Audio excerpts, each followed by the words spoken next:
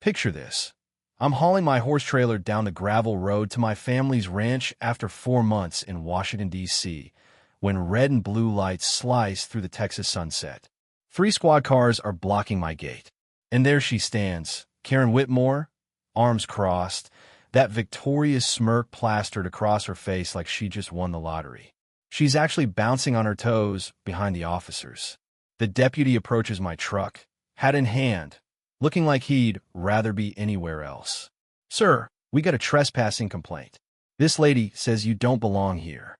I glance at Karen, then at the iron sign reading White Hawk Ranch, EST 1887, then back at this woman who moved into the new subdivision 3 months ago. Diesel exhaust mingles with sagebrush.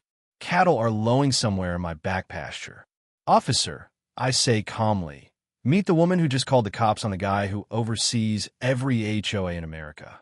Karen's victory smile melts like ice cream in August.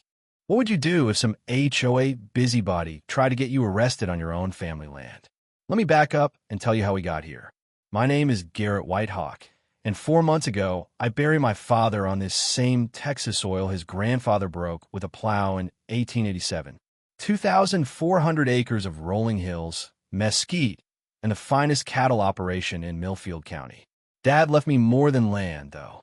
While I was running cattle and fixing fence, I've been working my way up through the Federal Housing Administration. When the old man passed, I got called to Washington, D.C. for a promotion, Regional Oversight Director for the Federal Housing Authority.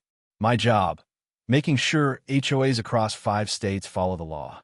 The irony was about to become delicious. While I was learning how to investigate crooked HOA boards and development scams, my former Buck Henley was dealing with our new neighbors. Sagebrush Estates, a fancy subdivision marketed as an authentic Western living experience. Translation: California transplants paying premium prices to live next to real cowboys, then complaining about everything that makes it authentic. Enter Karen Whitmore, 48 years old, fresh from some HOA civil war in San Diego, who appointed herself neighborhood compliance coordinator before her U-Haul was unloaded. Buck described her perfectly. She's got the energy of a caffeinated chihuahua, twice the bite, and about half the sense.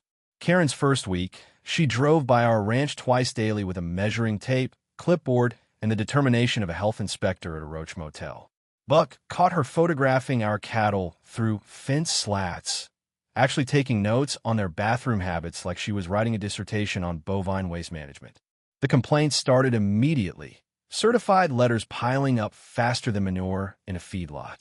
Excessive agricultural odors. Apparently cow manure doesn't smell like roses. Unsightly equipment storage because tractors are so offensive. Noise violations from livestock operations. Cows moo, who knew?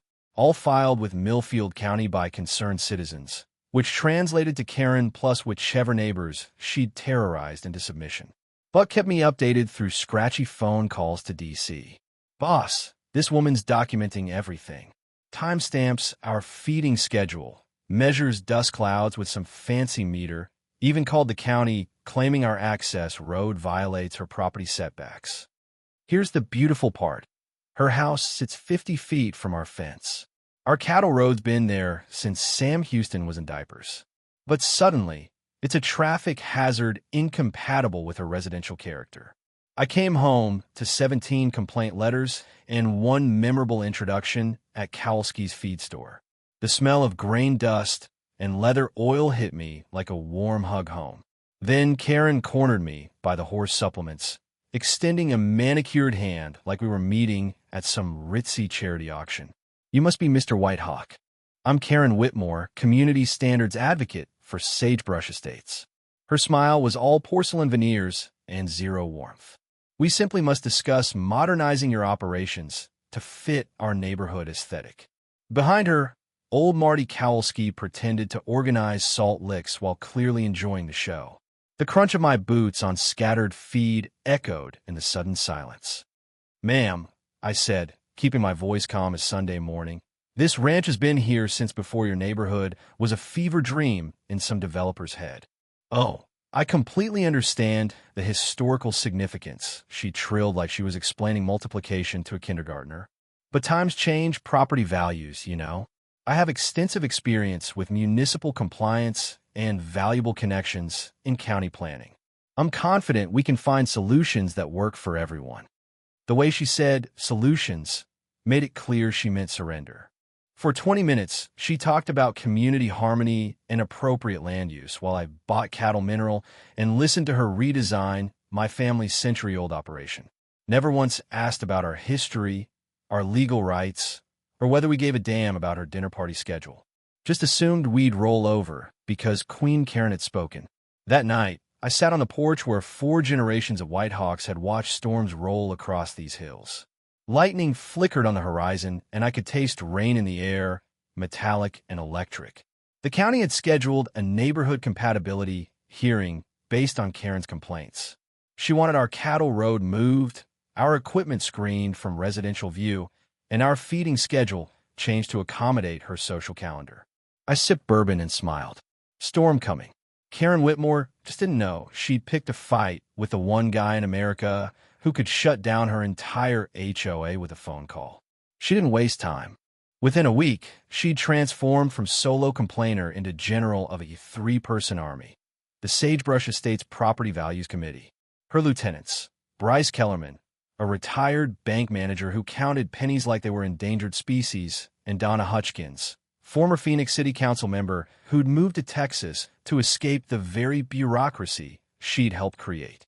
They held their first emergency meeting at Karen's kitchen table, complete with matching folders and a PowerPoint titled Agricultural Operations Impact Assessment. I'm not kidding. Buck security cameras caught Bryce arriving with a laser pointer and portable screen like they were planning the D-Day invasion instead of harassing a cattle ranch. Then came the beautiful irony. Karen decided to research me online and found my federal position as Regional Oversight Director. But here's what made me chuckle into my morning coffee. She completely misunderstood what I do. In her mind, I was some corrupt government lackey who oversees ranch inspections and protects agricultural interests. Perfect, she announced to her committee, voice carrying across the evening air to Buck's listening post. He's obviously biased toward ranchers. We'll go straight to Washington over his head. I have connections in municipal planning. If she only knew those connections were about to become very interested in her HOA's compliance issues. While Karen plotted my professional destruction, I was quietly building her legal grave. My attorney, Sarah Olivia, ran a title search that revealed something delicious. I remembered my grandfather explaining these protections when I was 12, watching him argue with some long-forgotten developer.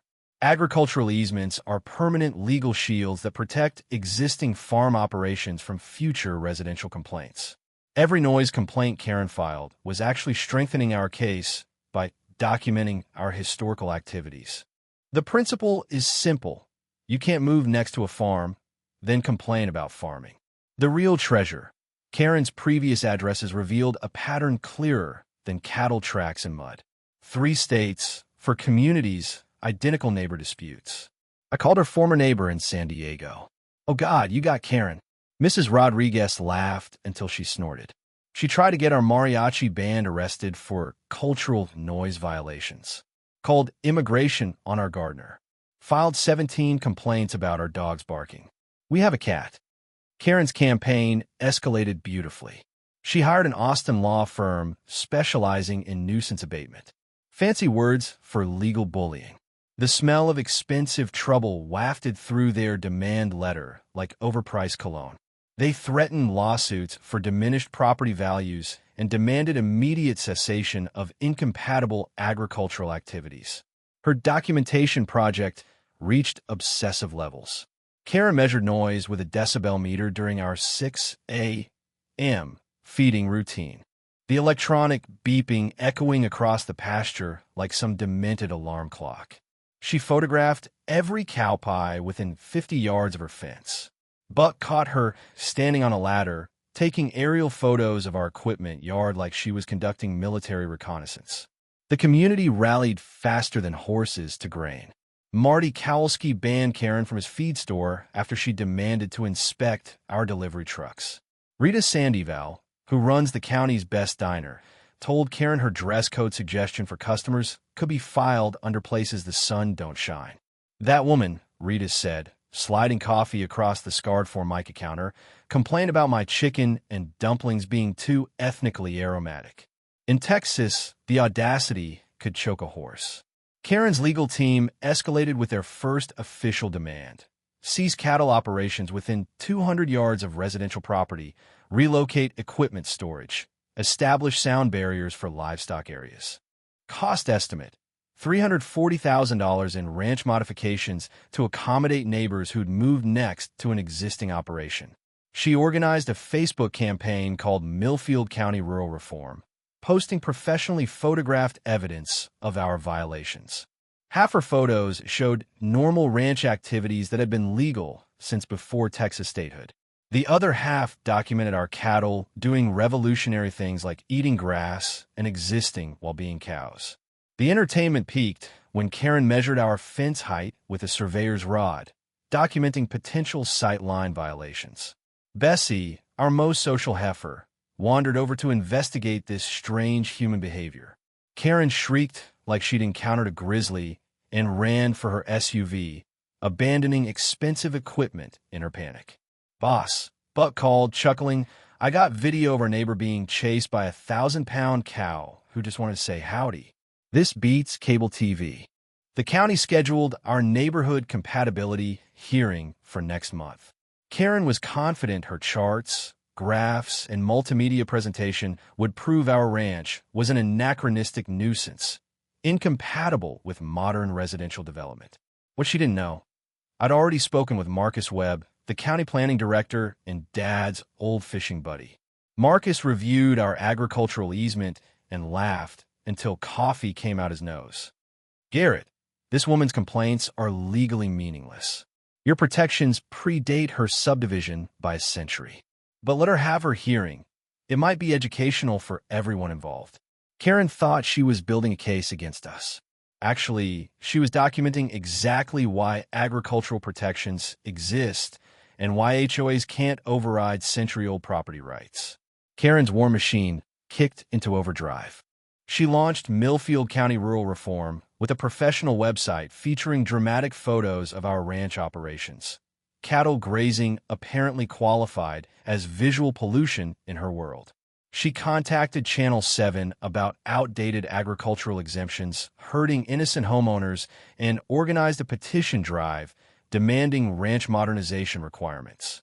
The woman was thorough, I'll give her that. She discovered our property tax records and filed a complaint claiming the ranch was underassessed compared to residential properties.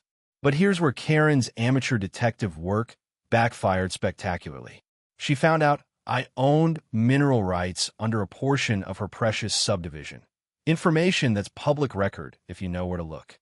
Most people don't understand that in Texas, mineral rights often stay with original landowners, even when surface land gets developed.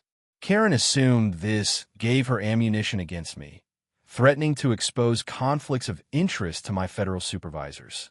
She had no clue that owning mineral rights actually strengthened my legal position while her complaints were building a beautiful case for harassment. Watching someone dig their own grave with such enthusiasm was almost painful. I responded with the patience my grandfather taught me when dealing with spooked cattle: calm, steady, and strategic. Sarah Olivia began documenting Karen's harassment pattern for a potential restraining order. I continued my federal HOA oversight training through online modules, learning fascinating details about communities that failed to meet development obligations. The ranch community rallied like neighbors should. The Ranchers Association offered legal fund assistance, though we didn't need it yet. Millfield High School's FFA chapter wrote a letter supporting our operations. Those kids understand agriculture better than most adults. The Chamber of Commerce passed a resolution backing agricultural heritage, and 3 subdivision residents privately apologized, distancing themselves from Karen's crusade. Karen's next move revealed just how disconnected she was from Texas law. She attempted to get our ranch declared a public nuisance through city council petition, apparently unaware that Millfield city limits ended 2 miles from our property. The public meeting where she presented her case to a confused council became local legend. "Ma'am," the mayor explained gently, "we have no jurisdiction over county land. You might want to research municipal boundaries before filing petitions." The room's collective wheeze was audible, but Karen doubled down, claiming I was intimidating residents through threatening behavior. Her evidence: security footage of cattle grazing peacefully in our pasture. Meanwhile, Sarah Olivia's investigation uncovered something delicious. The subdivision developer had cut corners on environmental impact studies, and original permits required a 200 feet agricultural buffer that was never implemented. Karen's house sat 50 feet from our property line, violating original development conditions. Even better, the county inspector found multiple HOA violations throughout sagebrush estates: unpermitted fences, drainage issues, and buildings that exceeded height restrictions.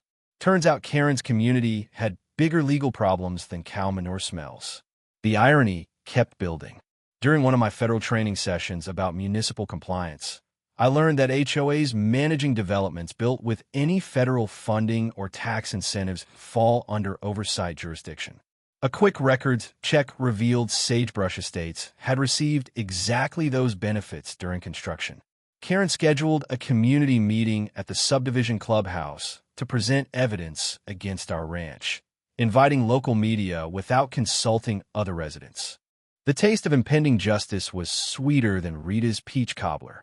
Buck security cameras captured Karen's daily reconnaissance missions, photographing our cattle through fence slats, measuring dust levels with handheld devices, and documenting feeding schedules like she was preparing for war. The woman had turned harassment into a full-time occupation. "She's out there again," Buck reported one morning, taking pictures of the bulls. "I swear she's got more documentation on our cattle than the Department of Agriculture." The community meeting arrived with all the drama Karen could have hoped for, just not the kind she expected. 15 residents attended, mostly out of curiosity rather than support. Karen presented her slideshow with dramatic music and professional graphics detailing every alleged violation our century-old ranch committed against her 3-month-old sensibilities. Then I arrived, uninvited but perfectly within my rights as a county resident. Karen's face cycled through surprise, anger, and panic as I calmly addressed each complaint with documented facts and legal precedents. "Mrs. Whitmore," I said, standing near the back of the room, "you're asking a 150-year-old ranch to change operations for a subdivision built 3 months ago. That's like moving next to an airport and complaining about airplane noise." Several residents asked pointed questions about Karen's previous neighbor disputes. Her support evaporated faster than morning dew in August heat. The county planning office announced a review of the subdivision's permit compliance, triggered by all those complaints Karen had filed. Sometimes the best revenge is letting someone hang themselves with their own rope. Karen realized her media strategy had backfired, her legal threats were toothless, and her community was turning against her. But like a wounded animal, that's when she became most dangerous. The real fun was just beginning. Karen's desperation led her to Channel 7's investigative team with a story pitch that would have made Hollywood screenwriters jealous. Federal employee abuses power to intimidate neighbors. She provided edited footage of our ranch operations, emphasizing dust clouds and morning feeding noise, claiming to represent dozens of affected families in her fight against government corruption. The smell of her own panic must have been overwhelming because Karen was making rookie mistakes left and right. Reporter Jake Morrison started investigating, but instead of focusing on ranch violations, he discovered Karen's trail of neighbor disputes across 3 states. The story shifted from problem rancher terrorizes subdivision to problem neighbor targets long-time agricultural operation. Morrison found building permit violations throughout sagebrush estates, documented Karen's pattern of harassment complaints, and interviewed former neighbors who painted a picture of someone who turned conflict into a career. When he called requesting an interview, I realized this was my chance to educate people about a bigger problem. I explained my actual federal role, HOA oversight, not ranch inspection, and provided documentation of Karen's escalating harassment. The timing was perfect. I mentioned my upcoming presentation to a congressional subcommittee about HOA accountability and federal reform initiatives. Karen's response was pure panic. Realizing her media strategy had backfired spectacularly, she attempted damage control by claiming she was protecting community standards against government overreach. She organized an emergency HOA board meeting to change subdivision rules and proposed a special assessment to fund legal action against our ranch. The community meeting turned into a masterclass in how not to win friends and influence people. Karen presented her slideshow of ranch violations with all the drama of a murder trial, complete with ominous background music and red arrows pointing at our cattle like they were criminal evidence. I showed up uninvited, perfectly legal for any county resident, and calmly dismantled every claim with facts and documentation. When Karen accused our cattle of creating excessive noise pollution, I pointed out that her own decibel readings showed levels lower than typical suburban lawnmowers. "Mrs. Whitmore," I said, "the room's silent except for the hum of fluorescent lights. According to your own measurements, our cattle register at 45 dB during feeding time. Your neighbor's leaf blower hits 70 dB every Saturday morning." Several residents started asking uncomfortable questions about Karen's previous legal disputes. Turns out people don't appreciate being misled into potential litigation that could cost them thousands in special assessments. Meanwhile, my investigation into subdivision compliance was revealing fascinating details. Sarah Olivia discovered that when the original developer went bankrupt, all permit obligations transferred to the HOA. That included $340,000 in unfulfilled environmental compliance work that Karen's board was legally responsible for completing. The subdivision's HOA lacked legal standing to challenge our operations anyway. The original developer had included protective clauses for adjacent agricultural use, standard practice when building near existing farms.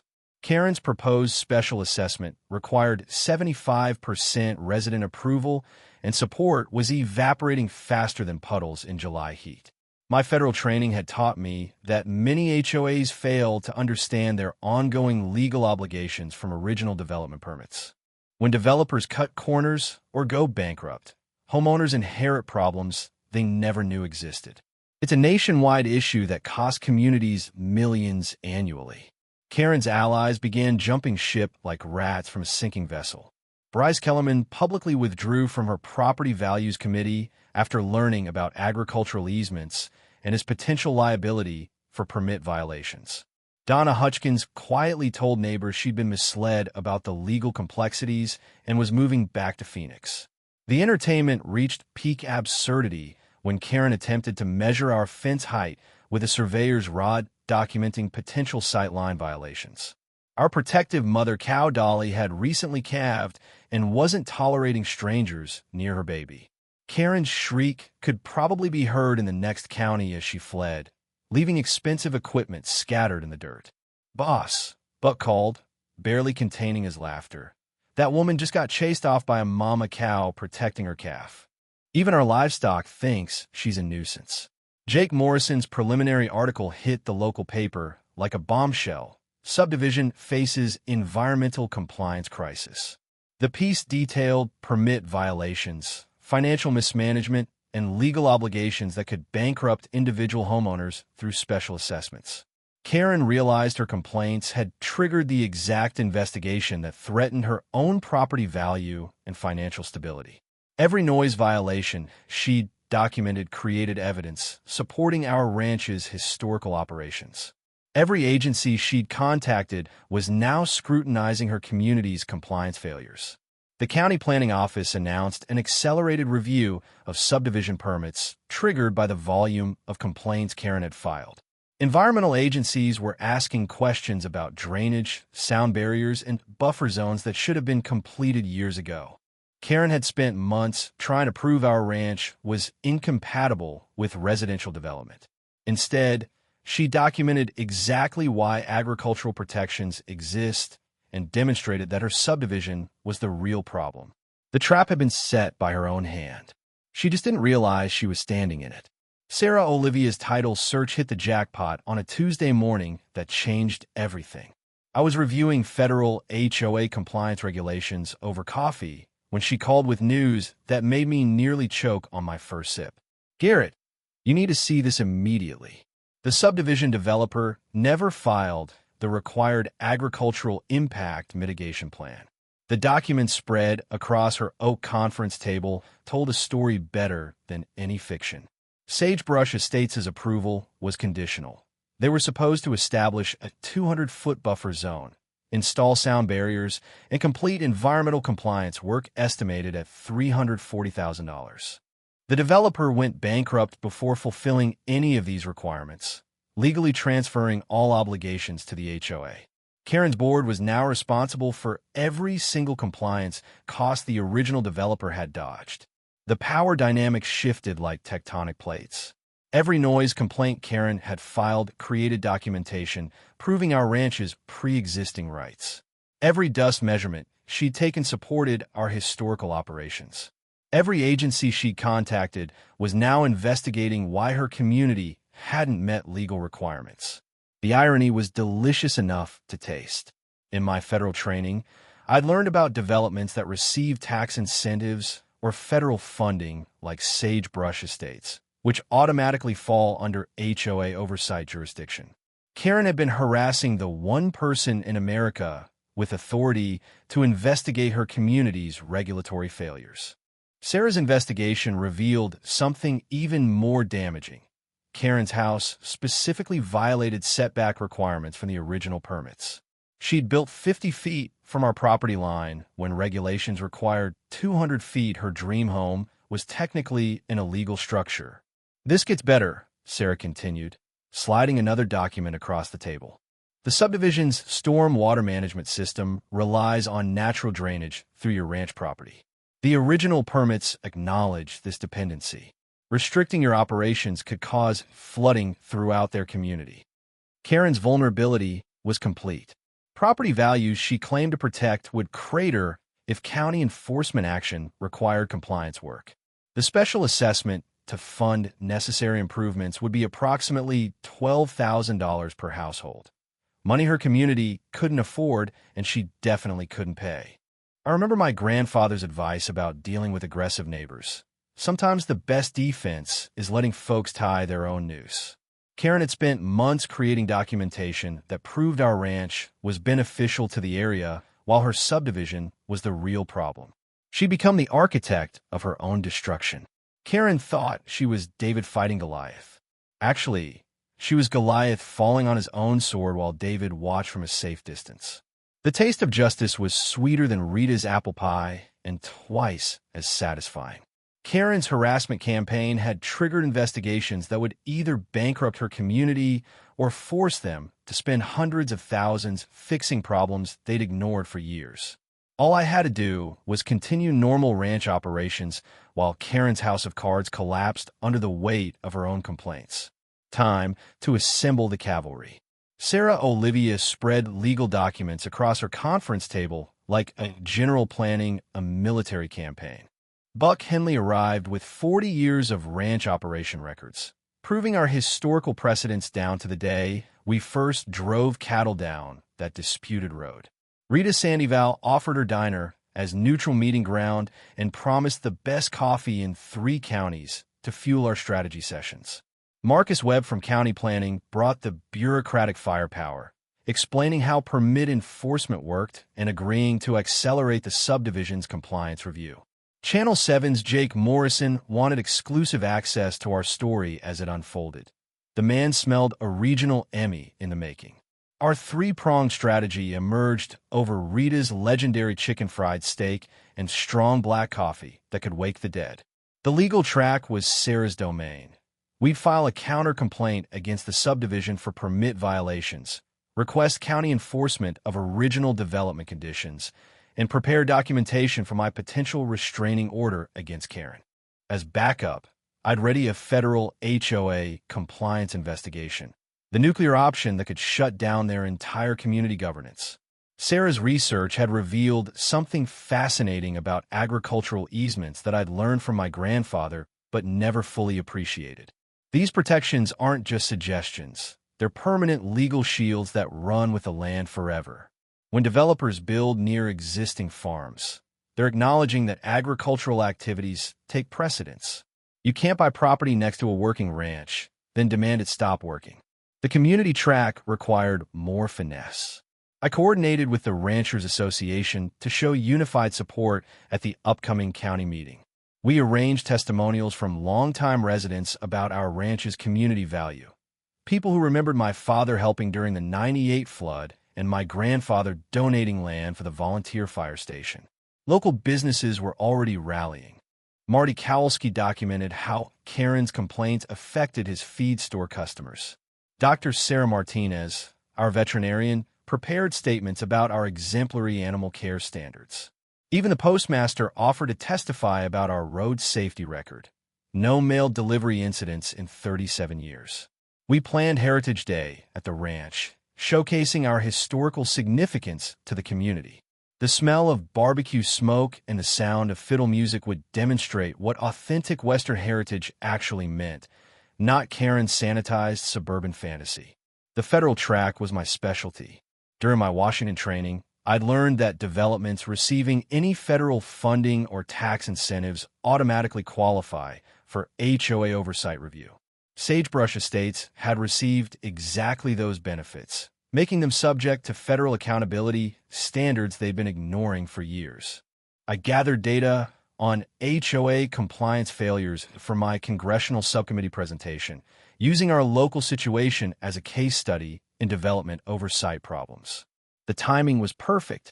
Legislators were drafting stronger HOA accountability measures, and real-world examples carried more weight than theoretical proposals. My federal colleagues were fascinated by the agricultural angle. Many rural communities faced similar pressures from suburban expansion, and our case could establish precedents protecting agricultural operations nationwide. The economic analysis was compelling. Our ranch provided $180,000 annually in local economic activity through feed, veterinary, and equipment purchases. Buck security footage became crucial evidence. We had documented proof of Karen's daily harassment, measuring fence lines at dawn, photographing cattle through slats, following our supply trucks, and conducting what could only be described as agricultural surveillance. The woman had turned neighbor complaints into a full-time obsession. Environmental impact assessments revealed the beautiful irony. Our ranch operations actually improved local air quality and soil stability compared to intensive residential development. The subdivision's stormwater system depended on natural drainage through our property. Original permits acknowledged this relationship, making our operations essential to their community's environmental compliance. During one strategy session at Rita's, the pieces clicked together like a well-oiled machine. Every aggressive move Karen made created more documentation of harassment. Her complaints to multiple agencies had accelerated regulatory review processes. Community support was solidifying as her tactics became increasingly extreme. The perfect storm was brewing. County planning would address subdivision permit compliance. At month's end, federal HOA oversight had announced compliance review tours in our region. The local newspaper planned a feature story on agricultural heritage for the county's 150th anniversary. Jake Morrison's investigative piece was scheduled for Sweeps Week, guaranteeing maximum viewership. Sarah organized our legal documents with military precision. Buck prepared historical ranch operation demonstrations for the heritage event. Rita coordinated community support logistics. Marcus scheduled the crucial county meeting. Jake Morrison confirmed his camera crew's availability. I received the call that made everything perfect. The congressional subcommittee requesting my testimony about HOA oversight failures with specific interest in using local case studies. Karen's harassment campaign had inadvertently provided me with a national platform to address systemic problems affecting rural communities across America. The taste of impending victory was sweeter than Rita's famous peach cobbler. Karen thought she was fighting a local rancher. She was actually battling federal housing policy, state agricultural protections, county planning authority, and community solidarity. All we had to do was let her keep digging while we prepared to fill in the hole. Karen's desperation reached new levels of creative destruction. She placed anonymous calls to the state veterinarian claiming livestock abuse, apparently believing that well-fed cattle in clean pastures constituted animal cruelty. She contacted the IRS, suggesting our ranch operations were hobby farming tax fraud. A laughable claim considering our consistent profitability and proper documentation spanning 3 generations. The woman's paranoia drove her to offer cash payments to our seasonal workers, trying to recruit them as informants. Buck caught wind of this through his nephew Miguel, who worked summer hay crews, and reported Karen approaching him with $50 in questions about our illegal activities. She wanted to know if we dumped chemicals in the creek or mistreated animals. Miguel told Buck, shaking his head. I told her the only thing we dump is love on those cattle, and she looked at me like I was speaking Chinese. Her complaints grew increasingly bizarre. Karen filed reports with the Postal Service about unsafe ranch road conditions affecting mail delivery, the same road our mail carrier had used safely for 37 years. She measured dust particles with handheld devices documenting air quality violations that were actually just Texas wind blowing Texas dirt. The mini twist came when Karen's husband cracked under financial pressure. Dave Whitmore had been hiding their true situation from his wife, but the mounting legal costs and her escalating obsession forced a confession that Buck's security cameras captured through their open kitchen window. Karen, we're broke, Dave's voice carried across the evening air. We owe $89,000 in California back taxes, liens, and legal settlements. We moved here to avoid wage garnishment. We can't afford to lose house value or pay HOA assessments. You have to stop this madness. But Karen was too deep in her crusade to quit. Like a gambler doubling down on bad bets, she'd invested too much pride to walk away now. My federal investigation accelerated with discoveries that made Karen's complaints look like child's play. The HOA compliance review revealed $127,000 in unaccounted administrative expenses over 3 years. The previous board president, before Karen's involvement, appeared to have embezzled funds meant for infrastructure maintenance. This financial mismanagement meant the HOA lacked resources to address permit violations, even if they wanted to comply. They were functionally bankrupt while facing hundreds of thousands in required compliance costs. Karen's media blitz continued, backfiring spectacularly. She appeared on KTXS talk radio, contradicting her previous statements about our ranch timeline. When she claimed we'd moved in after the subdivision, host Jim Bradley fact-checked her live using the county property database. Ma'am, Bradley said, the sound of rustling papers audible over the airwaves. These records show the White Hawk Ranch was established in 1887. Your subdivision was approved in 2023. That's a difference of about 136 years. Callers overwhelmingly supported our ranch, sharing their own HOA horror stories. The taste of public vindication was sweeter than morning coffee on a cold day. Community pressure mounted like storm clouds before a tornado. Subdivision residents received county notices about permit violations and potential special assessments. Their insurance company threatened coverage cancellation due to development noncompliance. 3 families put houses on the market rather than face financial ruin. The HOA board called an emergency meeting to discuss removing Karen from leadership positions. Even her most loyal supporters were abandoning ship as the legal and financial consequences became clear. Meanwhile, I maintained strategic silence, continuing normal ranch operations while Karen created chaos around herself. My federal training had taught me that the best way to handle unstable situations is through calm consistency. Document everything, respond factually when contacted, but never escalate unnecessarily. Environmental consultants delivered reports that destroyed Karen's remaining arguments. Our ranch operations actually improved local water table management through natural drainage patterns. The subdivision's storm water system relied on this drainage flowing through our property, a dependency acknowledged in original development permits. Removing or restricting our operations could cause flooding throughout the subdivision during heavy rains. Karen's complaints threatened the very infrastructure her community depended on for basic safety. Her former allies jumped ship faster than rats from a burning barn. Bryce Kellerman publicly resigned from the Property Values Committee, citing concerns about legal liability and factual inaccuracies in their campaign.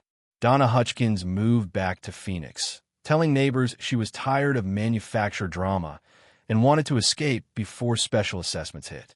Only one resident still supported Karen, a recent arrival who hadn't researched the legal complexities and would soon discover the financial implications of her loyalty. Karen's harassment escalated to truly dangerous levels. She blocked our supply truck at the subdivision entrance, demanding to inspect cargo like some self-appointed customs agent. She took photographs through ranch windows with telephoto lenses, documenting our family activities like a private investigator. Most disturbing, she followed me to town meetings, the feed store, and Rita's diner, maintaining visual contact like a stalker building a case. When she filed a police report claiming our ranch dogs were menacing animals that were 200 yards away behind secure fencing, even the sheriff's deputy looked embarrassed. "Mr. Whitehawk," Deputy Martinez said, "I've explained agricultural protection laws to Mrs. Whitmore 3 times now. I'm starting to think she needs to consult an attorney before filing any more complaints." The warning was clear.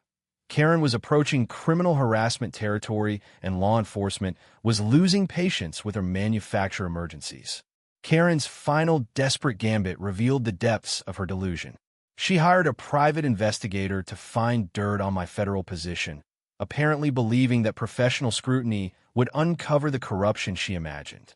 She contacted congressional representatives claiming federal employee abuse of power and attempted to organize a multi-county agricultural reform movement that attracted exactly 0 supporters outside her subdivision. Her crowdfunding campaign told the whole story.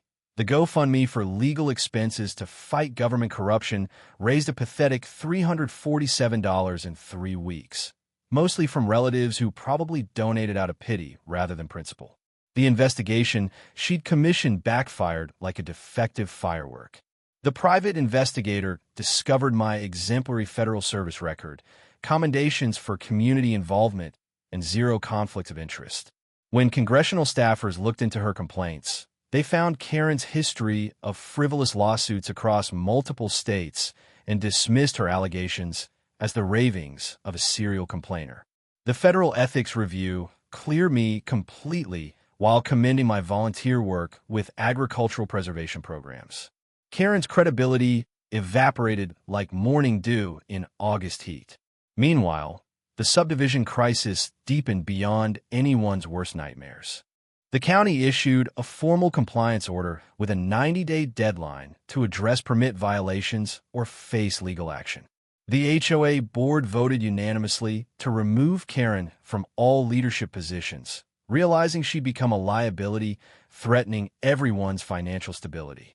The emergency special assessment was approved at $12,500 per household, money most residents didn't have and couldn't borrow against homes that were losing value daily. 6 more families listed properties for sale, flooding the local market and driving prices down further. Karen's harassment escalated into textbook stalking behavior. She followed my truck with her SUV, taking photographs while driving dangerously close. Buck security cameras captured her parking outside our property for hours, using binoculars to observe our activities like some demented wildlife researcher. She approached our customers and suppliers at the feed store, attempting to disrupt business relationships with wild stories about illegal operations and government cover-ups. Marty Kowalski finally banned her from his property after she accused him of participating in agricultural conspiracy theories. The woman created fake social media accounts to spread rumors about our ranch operations, posting elaborate theories about federal corruption and environmental violations. The posts were so unhinged that most people assumed they were parody accounts making fun of HOA extremists. Legal intervention became inevitable. Sarah Olivia filed a restraining order petition with extensive documentation of Karen's escalating harassment pattern. The sheriff's office recommended criminal stalking charges based on her behavior, escalating from complaints to surveillance to direct confrontation. The county attorney reviewed our case for possible criminal harassment prosecution. Judge Williams granted a temporary protective order requiring Karen to stay 500 yards from our ranch property, essentially barring her from half the county roads she'd been using for surveillance. Media attention peaked when Channel 7 aired Jake Morrison's full investigative piece, When HOAs Go Wrong, a Texas Tale. The story focused on development permit failures, financial mismanagement, and legal obligations that could bankrupt individual homeowners through special assessments. Morrison interviewed longtime residents who praised our ranch's community contributions, contrasted with Karen's documented harassment campaign. The piece exposed not just local drama, but systemic problems with HOA accountability nationwide. Federal spotlight intensified when the congressional subcommittee scheduled hearings on HOA oversight reform. My testimony would feature Sagebrush Estates as a case study in regulatory failure, and national media picked up the story as an example of suburban-rural conflict gone wrong. Federal housing officials announced stricter HOA compliance requirements, partly based on our situation. Karen's local harassment had inadvertently triggered national policy discussions about development accountability. Her support system collapsed completely. Dave threatened divorce if the harassment continued. Their adult children refused to visit due to embarrassing behavior, and remaining neighbors avoided contact or considered their own legal action against her. The HOA attorney advised the board to distance themselves from Karen's actions to avoid liability. Her isolation was total. Financially ruined, legally threatened, and socially ostracized by the very community she claimed to protect. Ranch operations continued normally despite the ongoing circus.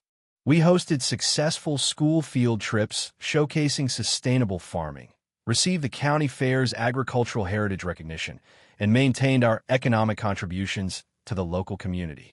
Technical studies confirmed everything we'd known for generations. Environmental impact assessments showed our operations benefited the local ecosystem. Water management analysis proved the subdivision depended on our drainage patterns. Economic reports quantified our $230,000 annual contribution to county commerce. Karen's final confrontation attempt violated the restraining order spectacularly.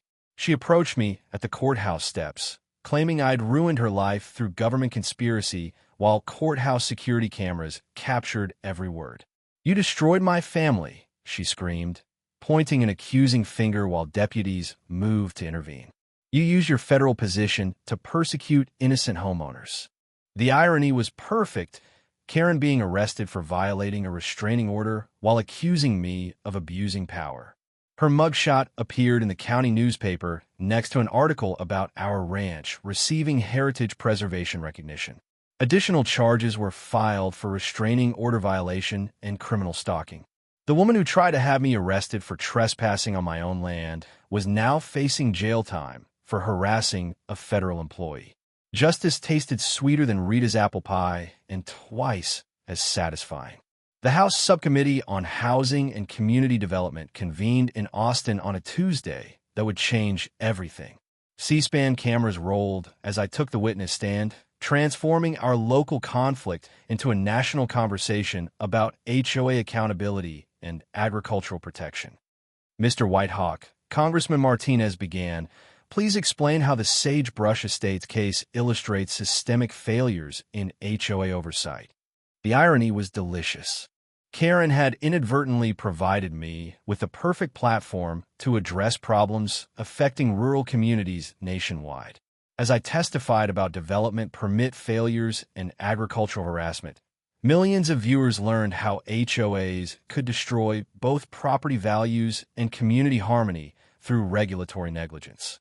Karen attempted to attend the hearing, but was removed by Capitol Security for disrupting proceedings with shouted accusations about government corruption. Her ejection was broadcast live, cementing her reputation as an unhinged extremist rather than a concerned citizen. The restraining order hearing scheduled the same week became a masterclass in legal consequence. Karen represented herself, never a wise choice, making rambling accusations about federal conspiracies. While Judge Williams reviewed chronological evidence of her harassment campaign, Sarah Olivia presented security footage, police reports, and witness statements with clinical precision. The judge watched videos of Karen measuring our fence lines at dawn, photographing cattle through slats, and following my truck through town with obvious surveillance intent.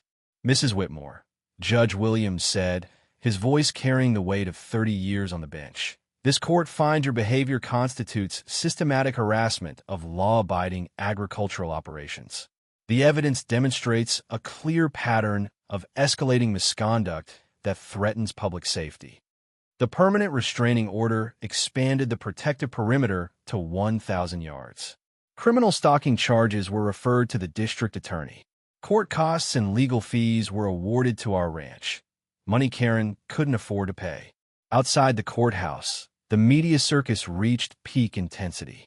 National news trucks lined the square, while Karen gave an impromptu press conference that destroyed any remaining credibility. She contradicted earlier statements, claimed I controlled the government, and accused our ranch of destroying her family. The video went viral within hours.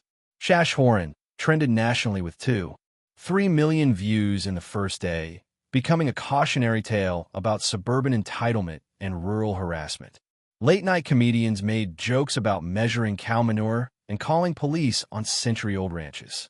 My congressional testimony generated immediate policy impact.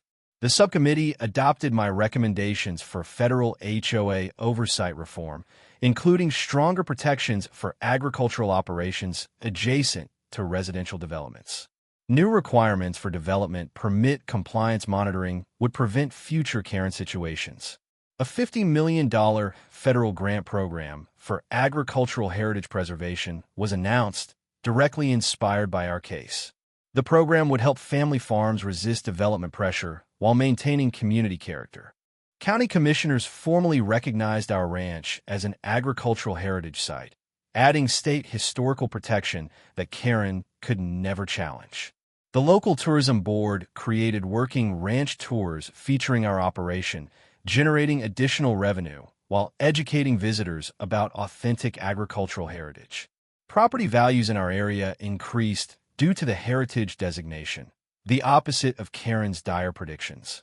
Neighboring landowners thanked us for protecting rural character against suburban encroachment.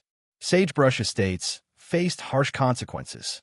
The HOA completed required permit compliance at a cost of $380,000, forcing special assessments that bankrupted 3 families and caused 6 more to sell homes at significant losses. Property values plummeted as word spread about regulatory failures and financial mismanagement. The new HOA board implemented strict anti-harassment policies. Recognizing that Karen's behavior had created legal liability for the entire community, they publicly apologized to our ranch and established cooperative agreements for mutual benefit. Karen's personal downfall was complete. Her house entered foreclosure due to legal costs and California back taxes. Dave filed for divorce, citing irreconcilable differences and seeking restraining orders of his own. Their adult children refused further contact, embarrassed by her public behavior and legal troubles. She moved out of state with no forwarding address, leaving behind a trail of legal judgments and unpaid debts. The criminal stalking case proceeded to trial, where she eventually pleaded guilty to avoid jail time. Federal policy changes emerged directly from our situation. New regulations required HOA disclosure of all permit compliance obligations to potential buyers. Agricultural protection laws were strengthened in federal housing programs. Frivolous complaint penalties increased dramatically for harassment cases. Regional oversight directors gained authority to investigate HOA abuse patterns, preventing future agricultural harassment campaigns. Our case became the model for rural-suburban conflict resolution nationwide. The mic drop moment came during my final television interview with Jake Morrison. When he asked about Karen's legacy, I revealed the ultimate irony. She never researched the property she bought. Agricultural easements were clearly marked on original disclosure documents. She signed acknowledgement of agricultural activities during home purchase. Her entire complaint campaign violated her own contractual agreements. The courthouse square erupted in laughter from supporters who'd gathered to watch the live broadcast. Karen's final TV appearance ended with her storming off set after Morrison read her own signed property disclosure acknowledging ranch operations and agricultural easements. Justice had been served with a side of poetic irony that would be remembered for generations. 6 months later, life had settled into a rhythm sweeter than honey from our own beehives.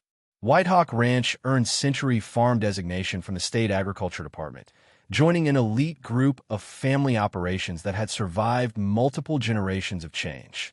Our educational programs now host over 2,000 students annually, teaching sustainable ranching practices to kids who smell fresh hay and hear cattle lowing instead of car horns and sirens. Buck Henley got the promotion he'd earned after 40 years of loyal service. Operations manager with 2 additional staff members and a salary that finally matched his value. The agritourism operation generates an extra $180,000 annually, proving that authentic agricultural heritage attracts people seeking real experiences over suburban fantasies. Sagebrush Estates transformed under new leadership committed to neighbor cooperation rather than conflict. The annual Ranch Heritage Day festival raises funds for the County Historical Society while celebrating the agricultural traditions that built our community. Property values stabilized 15% above pre-controversy levels as buyers sought the authentic rural lifestyle Karen had tried to destroy. 3 new families moved to our area specifically for agricultural proximity, understanding that working ranches create the character that makes rural living special. The contrast with Karen's vision couldn't be starker. People want real heritage, not sanitized suburban pretense. My congressional testimony led to the HOA Accountability Act of 2025, landmark legislation requiring transparency in development obligations and stronger agricultural protections. The federal grant program funded 47 agricultural preservation projects in its first year, saving family farms from development pressure nationwide. Our case became the template for rural suburban conflict resolution, studied in law schools and planning departments as an example of how community solidarity defeats individual harassment. The model prevents agricultural harassment while protecting property rights for everyone involved. Karen's aftermath was less inspiring. She pleaded guilty to criminal stalking charges, receiving a probated sentence and mandatory counseling for harassment behavior. The divorce was finalized with Dave keeping their remaining assets, while Karen moved to Oregon with no forwarding address and deleted social media accounts. She became a cautionary tale in HOA management training programs, the perfect example of how individual obsession can destroy entire communities. Property management companies now use Karen's law as shorthand for policies preventing harassment of neighboring agricultural operations. Legal precedents from our case strengthened agricultural protection legislation in 12 states. HOA insurance rates increased for communities with harassment liability, creating financial incentives for responsible neighbor relations. Property disclosure requirements expanded to include agricultural easements, preventing future buyers from claiming ignorance about rural activities. Educational initiatives flourished beyond our wildest expectations.